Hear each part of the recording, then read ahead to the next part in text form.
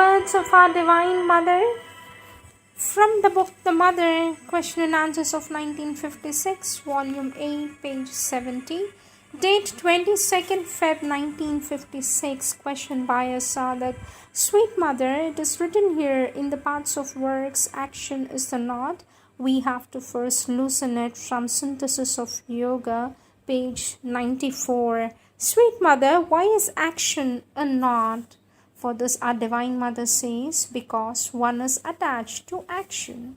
The knot is the knot of the ego. You act because of desire. Sri Aurobindo says this, doesn't he? The ordinary way of acting is tied to desire in one form or another. A desire, a need, so that is the knot. If you act only to satisfy desire, a desire which you call a need or a necessity or anything else, but in truth, if you go to the very root of the thing, you see that it is the impulse of a desire which makes you act. Well, if you act only under the effect of the impulse of the desire, you will no longer be able to act when you eliminate the desire. And this is the first answer people give you. When they are told, act without being attached to the result of the action, have this consciousness, that is, it is not you who are acting, it is the Divine who is acting. The reply which 99.5% of people give is, but if I feel like that, I don't move any longer, I don't do anything anymore. It is always a need, a desire, a personal impulse which makes me act in any way, in one way or other. So Sri Aurobindo says, if you want to realize this teaching of the Gita, the first thing to do is to loosen this knot, the knot of ego, the knot binding action to desire. So firmly tied are they that if you take away one, you take away the other. He says the knot must be loosened in order to be able to remove desire and yet continue to act. And this is the fact. This is what must be done. The knot must be loosened. It is a small inner operation which you can very easily perform. And when it has been performed, you realize that you act absolutely without any personal motive, but moved by a force higher than your egoistic force and also more powerful. And then you act, but the consequences of the action no longer return upon you. This is a wonderful phenomenon of consciousness and quite concrete. In life, you do something. Whatever you do, good or bad, indifferent, it doesn't matter. Whatever it may be, it immediately has a series of consequences.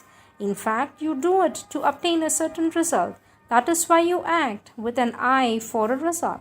For example, if I stretch out my hand like this to take the mic, I am looking for the result, you see, to make sound in the mic. And there is also a consequence always. But if you loosen the knot and let a force coming from above or elsewhere act through you and make you do things, though these are the consequences of your action, they don't come to you any longer. For it was not you who initiated the action, it was the force from above.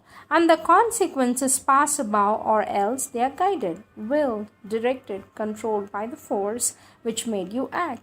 And you feel absolutely free. Nothing came back to you of the result of what you have done. There are people who have had this experience, but these things come first in a flash for a moment and then withdraw. It is only when one is quite ready for the transformation that this comes and is established.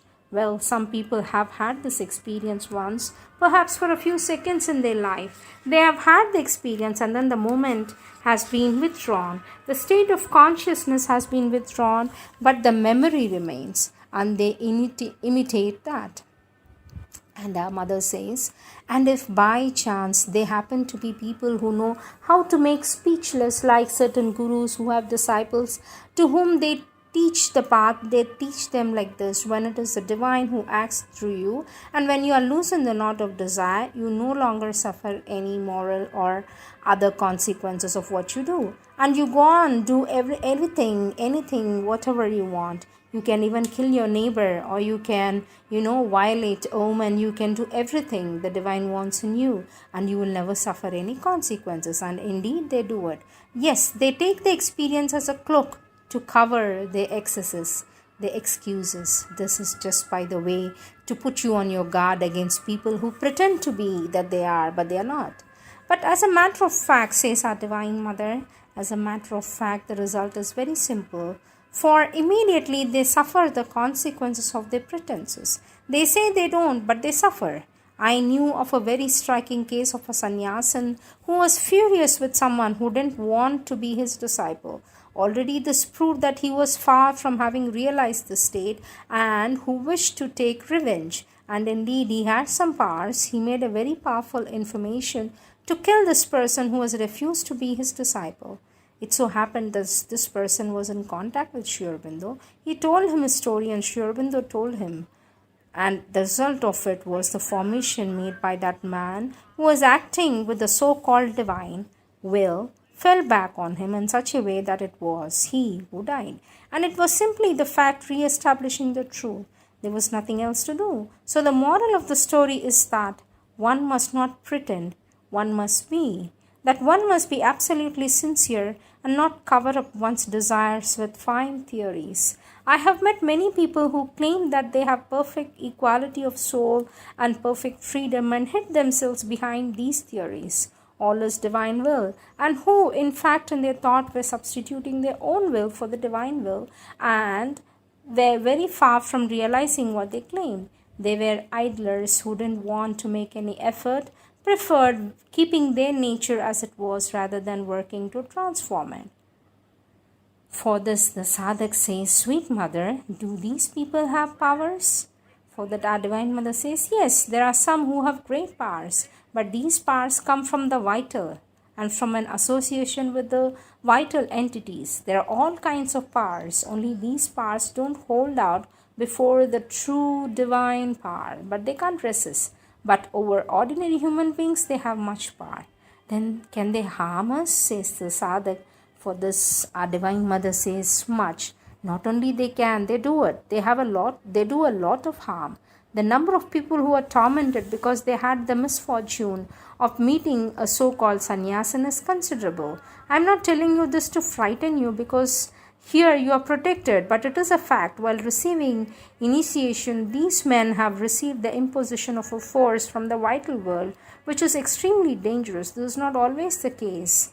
And because there was no sincerity. Sincerity is so rare a virtue in the world who ought to bow down before it with respect when one meets it. Sincerity, we call it sincerity. That is to say, a perfect honesty and transparency. That's where, maybe nowhere in the being, anything which pretends, hides and wants to pass it itself off from what it is not. These are the divine words of our Divine Mother.